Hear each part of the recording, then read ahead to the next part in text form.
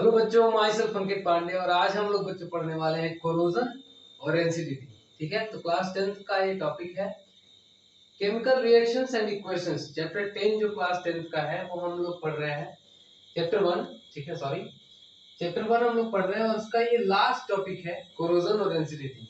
इसका जो previous video था इसमें हम लोगों ने पढ़ा था रेडॉक्स रिएक्शन के बारे में। ठीक है, तो वो वीडियो उसका लिंक मैं दे दूंगा आपको डिस्क्रिप्शन बॉक्स में, वहां से आप उसको देख सकते हैं।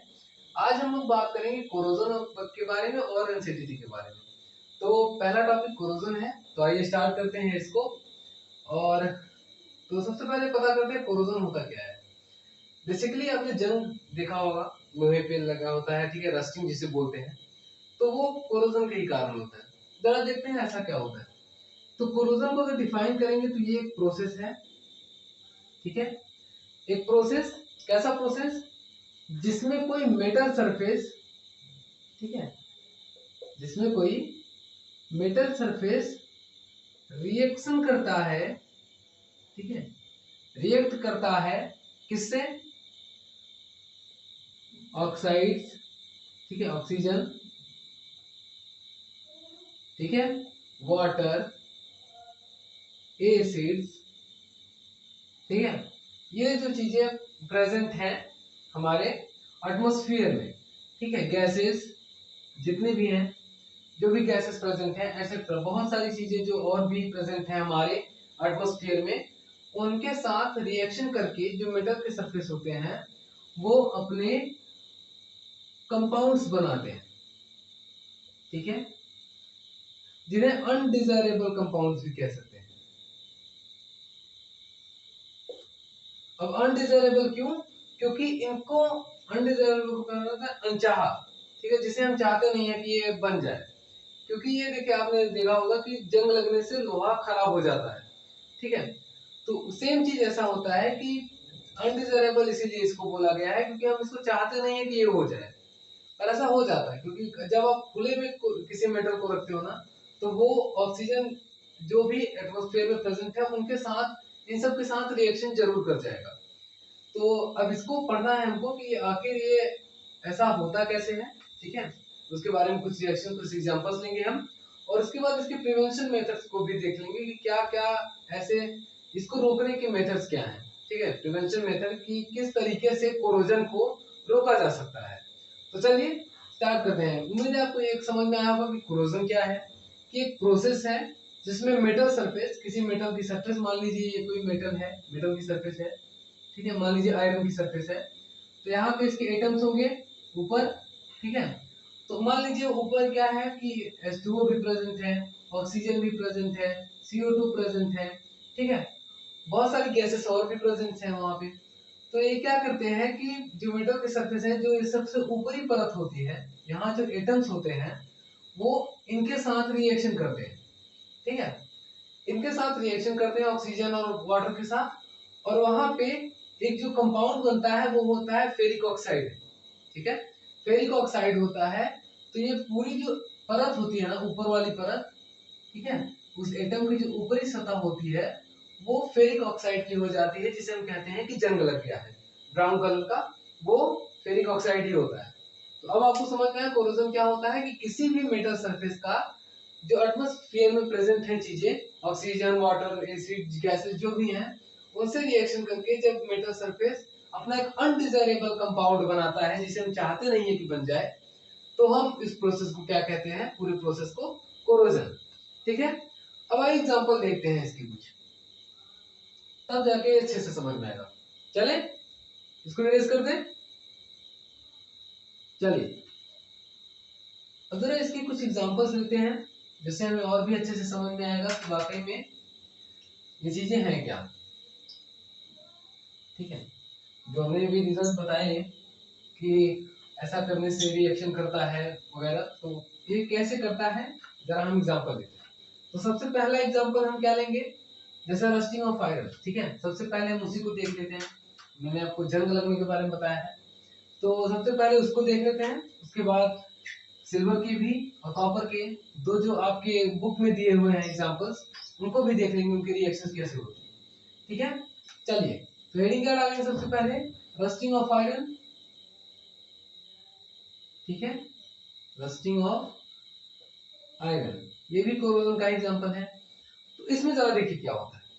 इसमें होता ये है कि जो आयरन होता है Fe होता है, प्लस ये जो हवा में प्रेजेंट होता है ऑक्सीजन उससे, प्लस जो एटमॉस्फेयर में वाटर के मॉलिक्यूल्स प्रेजेंट होते हैं उनके साथ रिएक्शन करता है और एक हाइड्रेटेड फेरिक ऑक्साइड बनाता है, ठीक है, Fe2O3.XS2O, ठीक है।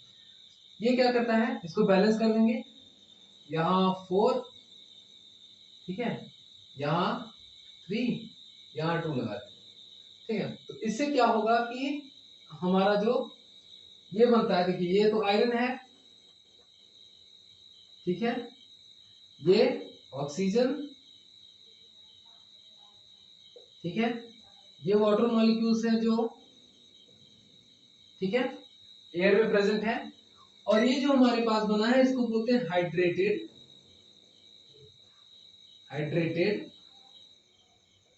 फेरिक ऑक्साइड, ठीक है, हाइड्रेटेड फेरिक ऑक्साइड। और ये जो होता है वो होता है ब्राउन कलर का, ठीक है, रेडिश ब्राउन जिसे बोलते हैं हम लोग केमिस्ट्री की भाषा में, रेडिश ब्राउन। तो ये होता है आयरन, जो असल में हमको जो ब्राउन कलर का दिखता है आयरन सरफेस के ऊपर, ये इसे यही चीज होती है, ठीक है, Fe2O3, यही चीज हमको रस्टिंग ऑफ आयरन जिसे हम जंग लगना बोलते हैं, ठीक है। तो इसके बाद ये पहला एग्जांपल हो गया, ठीक है, और एक एग्जांपल और भी दिया है आपके बुक में कॉपर का, ठीक है। तो कॉपर का भी देख लेते हैं। कॉपर में क्या होता है, कोरोजन ऑफ कॉपर, ठीक है। कोरोजन ऑफ कॉपर में देखिए क्या होता है कि जो कॉपर होता है, ठीक है, जो कॉपर होता है वो क्या करता है, सबसे पहले तो ये जो एटमॉस्फेयर में हमारे प्रेजेंट होते हैं ऑक्सीजन, जिससे ये कर रहा था, प्लस वाटर, प्लस CO2, जिसे हम मॉइस्ट एयर बोलते हैं, मॉइस्ट एयर, ठीक है, CO2 को मॉइस्ट एयर बोलते हैं। इनसे रिएक्शन करके ये जो कंपाउंड बनाता है इसको हम बोलते हैं CuCO3.CuOH का होल टॉइस। तो ये कुछ इस तरीके का बनता है, ठीक है, हम कुछ इस तरीके का इसको बनाते हैं। तो ये बन जाता है हमारा Cu3 और .H2O। ये तो हमारा कॉपर है, ठीक है, ये हमको पता है ऑक्सीजन, ये भी पता है वाटर मॉलिक्यूल्स है। ये जो हमारे पास बना है इसको हम बोलते हैं बेसिक कॉपर कार्बोनेट, ठीक है, बेसिक कॉपर कार्बोनेट। और ये बच्चों ग्रीन कलर का होता है, ठीक है, बेसिक कॉपर कार्बोनेट जो होता है वो ग्रीन कलर का होता है। तो दो एग्जांपल आपको मिल गया, रस्टिंग ऑफ आयरन। इसमें देखिए क्या हुआ कि मेटल की जो सरफेस थी, आयरन की मेटल की जो सबसे ऊपरी लेयर थी उसमें ऑक्सीजन और हाइड्रो जो वाटर के मॉलिक्यूल्स हैं उनके साथ रिएक्शन किया और फेरिक ऑक्साइड बनाया।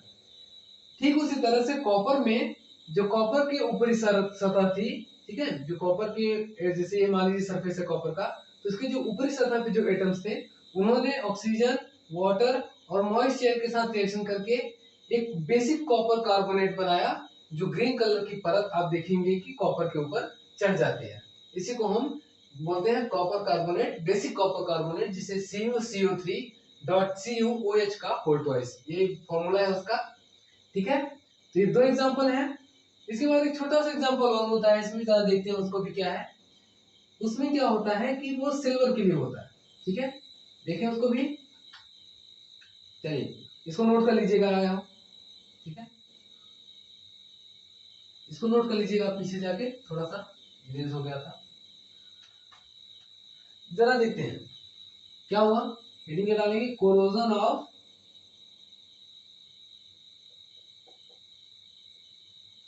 सिल्वर। अब जो देखिए इसमें क्या होता है, इसमें जो सिल्वर होता है, इसमें जो सिल्वर के जो ऊपरी सतह में जो एटम होते हैं, अपर सरफेस में जो एटम होते हैं, वो हाइड्रोजन सल्फाइड के साथ रिएक्शन करते हैं जो एयर में प्रेजेंट होती है। ठीक है, अब यहाँ से Ag है, H है, ये रिप्लेस हो जाता है, यहाँ से बनता है Ag2s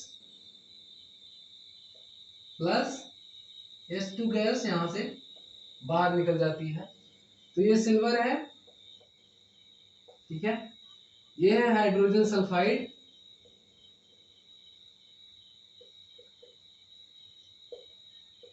हाइड्रोजन सल्फाइड, और यहां पे बन जाता है सिल्वर सल्फाइड। तो जो सिल्वर होता है उसके ऊपर ये परत चढ़ती है सिल्वर सल्फाइड की, जो कि ब्लैक कलर की होती है। ठीक है, सिल्वर सल्फाइड, और यहाँ पे तो हाइड्रोजन बाहर निकल जाता है। तो जो आयरन होता है उस पे आयरन ऑक्साइड की परत चलती है, हाइड्रेटेड आयरन ऑक्साइड की, फेरिक ऑक्साइड की, जो कि ब्राउन कलर की होती है, रेडिश ब्राउन कलर। कॉपर पे बेसिक कॉपर कार्बोनेट की परत चलती है जो कि ग्रीन कलर की होती है, और सिल्वर पे ब्लैक कलर की परत चलती है जिसे हम सिल्वर सल्फाइड बोलते हैं।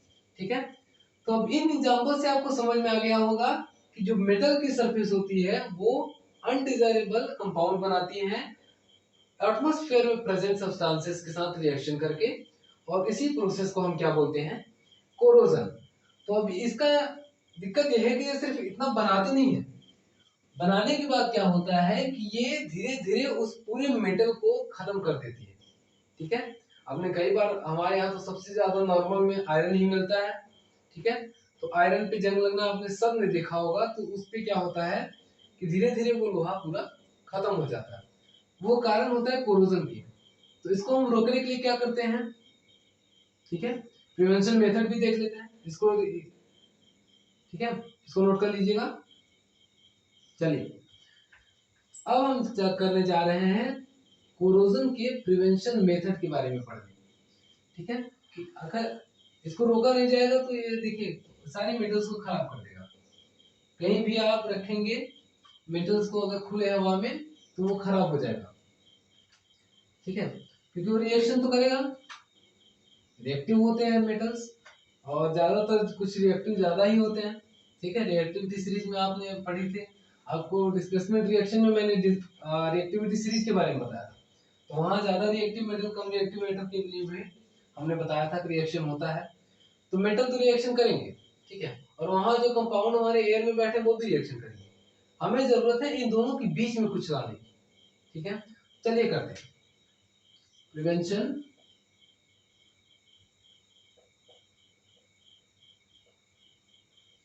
methods for corrosion। ठीक है, तो देखिए मैंने जैसा कहा कि जो ऊपर प्रेजेंट है एटमॉस्फेयर में वो रिएक्शन करेंगे। यहाँ जो हमारे एटम्स के ऊपर जो परत है, यहाँ एटम्स भी हमारे क्या कहते हैं इंडिपेंडेंट हैं। ठीक है, ये भी रिएक्शन करेंगे। तो हम क्या करेंगे, इनके बीच में कुछ लगा देंगे ऐसा कि ये ना कर पाए।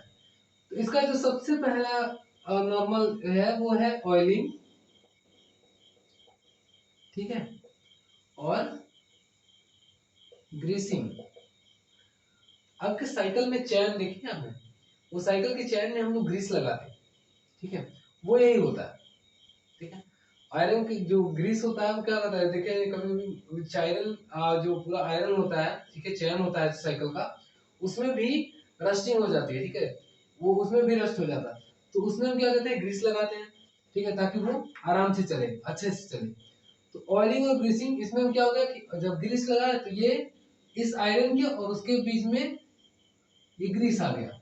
ठीक है, तो अब क्या होगा कि इन दोनों के बीच में कनेक्शन टूट जाएगा। ठीक है, तो अब ये जो यहाँ भी जो भी प्रेजेंट होगा वो इस मेटल के एटम तक पहुंच नहीं पाएंगे। ठीक है, तो वो रिएक्शन कम हो जाएगा। दूसरी चीज इसमें जो है वो है पेंटिंग। ठीक है, घर में जो लोहे की पेंटिंग जो खिड़कियां होती हैं उनमें हम लोग पेंटिंग करते हैं। क्यों? इसी कोरोजन को रोकने के लिए। ठीक है, अब वो, ठीक है, तो पेंटिंग करते हैं हम लोग ताकि वो जो जंग लगता है वो ना लगे। ठीक है, जो कोरोजन होता है, रस्टिंग होती है आयरन की, वो ना हो पाए। तो इसलिए हम लोग एक मेथड पेंटिंग भी है। और तीसरा जो बहुत ज्यादा फेमस मेथड है वो है गैल्वेनाइजेशन। ठीक है, अब गैल्वेनाइजेशन मेथड में क्या होता है, जैसे मैंने आयरन का एग्जांपल लिया, तो आयरन के ऊपर हम क्या करते हैं कि जिंक की एक लेयर चढ़ाते हैं। ठीक है, जैसे एक हॉट डीप मेथड भी है जिसमें हम क्या करते हैं, इस पूरे के पूरे मेटल को जिंक के, एक मोल्टन जिंक होता है, ठीक है, वहां पे पिघला हुआ जिंक हमने रखा हुआ होता है, उसमें इस पूरे मेटल को डुबा के निकाल देते हैं। ठीक है, तो उसपे क्या होगा कि यहाँ पे जिंक की परत पहले चढ़ जाएगी। ठीक है, तो अब जिंक की परत पहले चढ़ जाएगी तो यहाँ पे जो एटम्स होंगे एटमॉस्फेयर में जो प्रेजेंट होते हैं वो सबसे पहले जिंक के ऊपर अटैक करेंगे।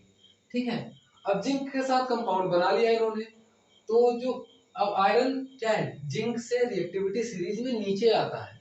ठीक है, यानी कि वो उतना रिएक्टिव नहीं है जितना जिंक है। तो जिंक तो कंपाउंड बना चुका, अब आयरन के पास इतनी पावर नहीं है कि ये जिंक के कंपाउंड को उससे अलग कर सके। ठीक है, तो जिंक अपने आप में एक, यू कह लो कि सैक्रिफिशियल एलिमेंट, ठीक है, एक बलिदान देता है अपना खुद का, कि खुद कंपाउंड बना के खराब हो जाता है और आयरन को बचा लेता है। ठीक है, तो ये गैल्वेनाइजेशन प्रोसेस में होता है कि किसी और मेटल की परत पे एक दूसरे मेटल की परत चढ़ा दी जाए जिससे वो नीचे वाला मेटल अच्छे से रह सके।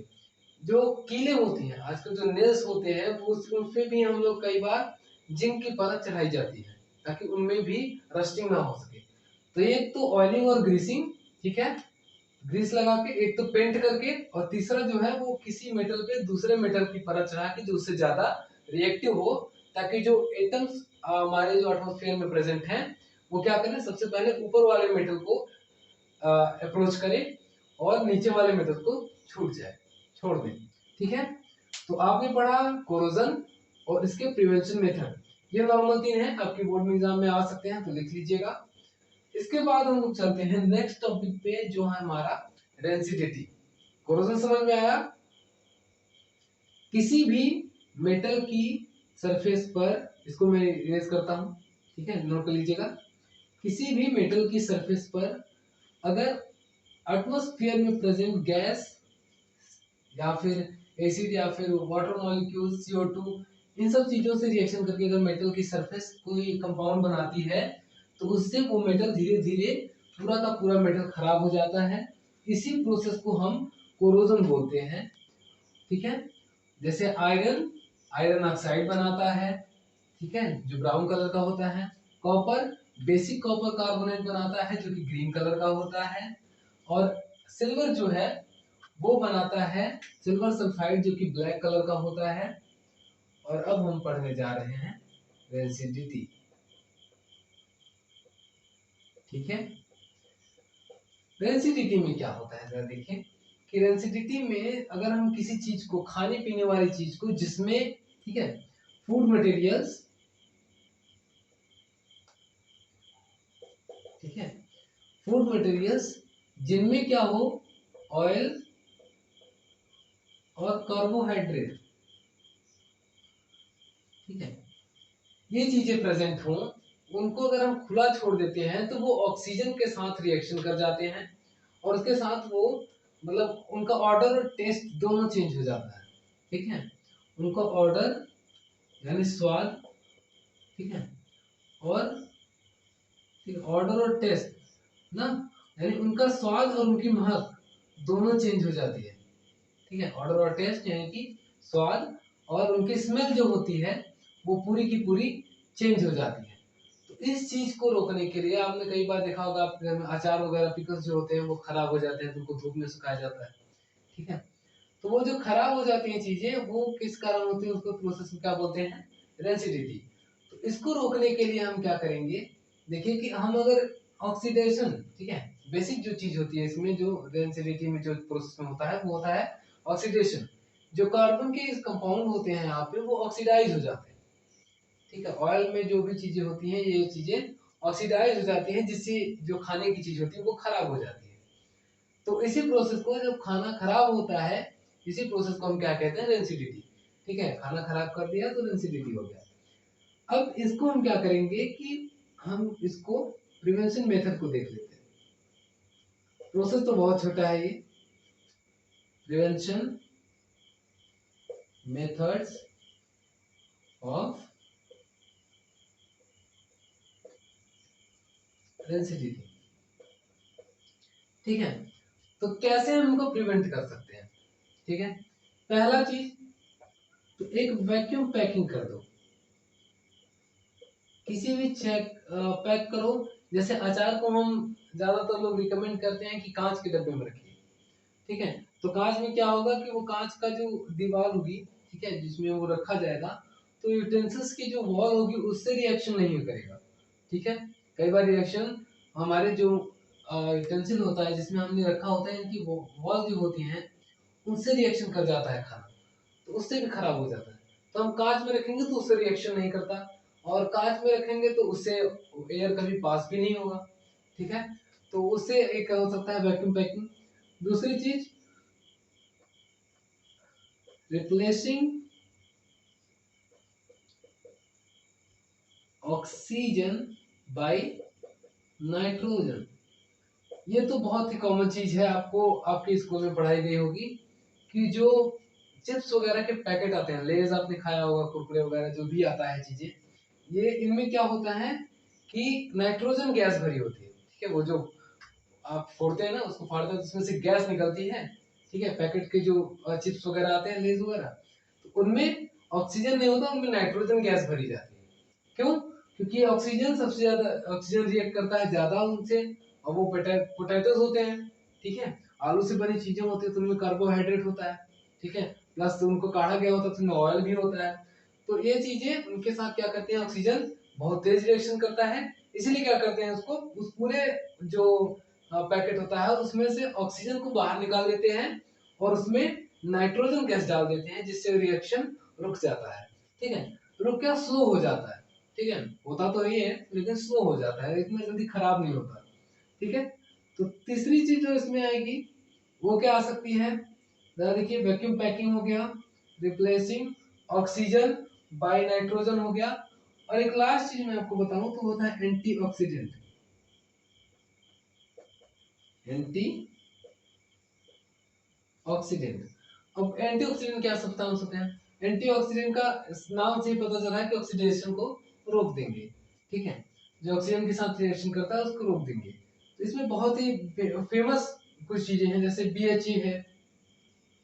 ठीक है, एक BHA है, एक BHT है। ये दो बड़े फेमस एंटीऑक्सीडेंट हैं, जिसको क्या बोलते हैं, ब्यूटिलेटेड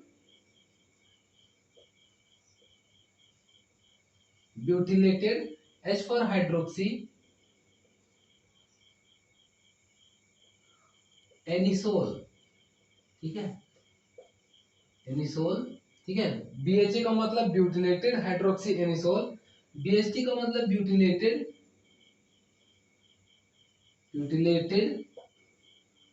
हाइड्रोक्सी क्या है, टी टोनोइन।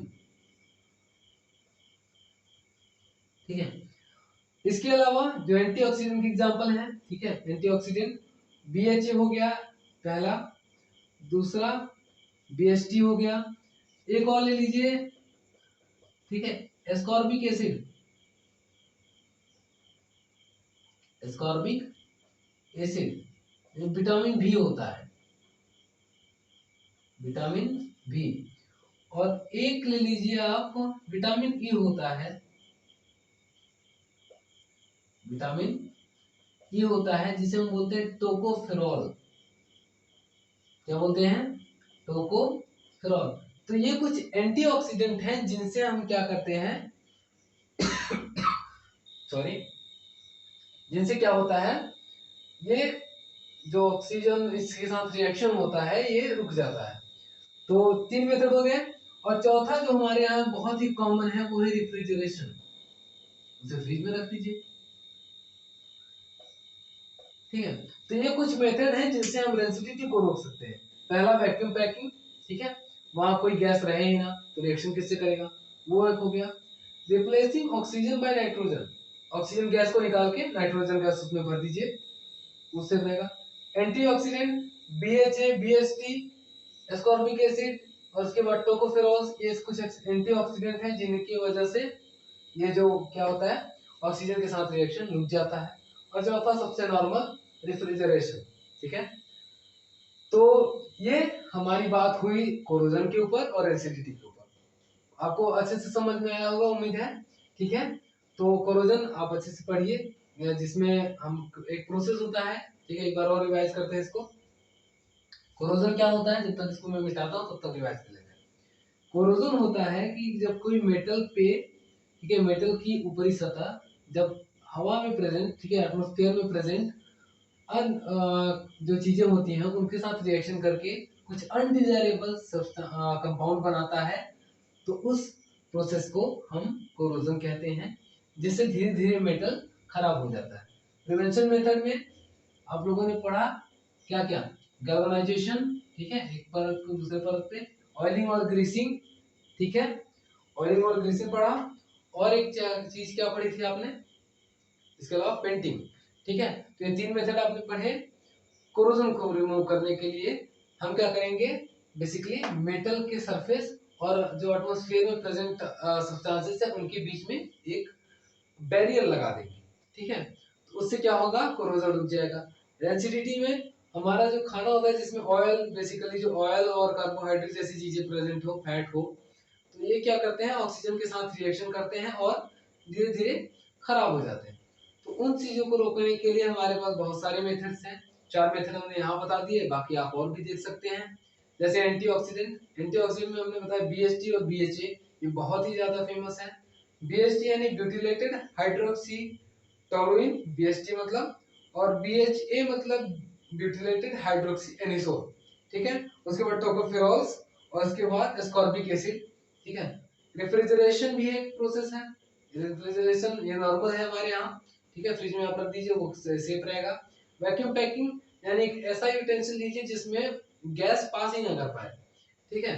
तो हम नॉर्मली जो कांच की चीजें लेते हैं, ठीक है, और उसके बाद क्या होगा कि जो ऑक्सीजन गैस हो पैकेट वगैरह में उसको नाइट्रोजन से रिप्लेस कर दीजिए, तो प्रोसेस जो होगा वो, रिएक्शन जो होगा वो स्लो हो जाएगा। तो ये था डेंसिटी और कोरोजन के ऊपर का लेक्चर। आज हमारे चैप्टर और ये टॉपिक पूरा खत्म हो चुका है। नेक्स्ट वीडियो से हम नेक्स्ट चैप्टर के साथ मिलेंगे, तब तक अगर आपको वीडियो पसंद आता है तो वीडियो को लाइक करें, चैनल को सब्सक्राइब करें। Thank you.